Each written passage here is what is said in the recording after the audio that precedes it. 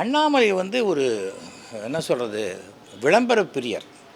நேற்றுக்கு வந்து எடப்பாடிக்கு அங்கே அப்பாயின்மெண்ட் கொடுத்து கூப்பிட்ருக்காங்க. இவர் போய் அங்கே அண்ணாமலை அப்பாயின்மெண்ட்டுக்கு நிற்பார்.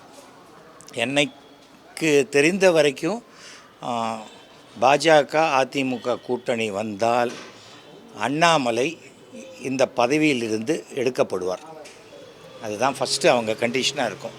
ஏனென்றால் அடிப்படையான அதிமுக உறுப்பினர்கள் புரட்சி தலைவி ஜெயலலிதா அவர்களையும் அதிமுக வழி பற்றியும் மிக தவறாக பேசியதை அதிமுகவில் உள்ள மானமுள்ள எந்த தொண்டனும் மறக்க மாட்டார்.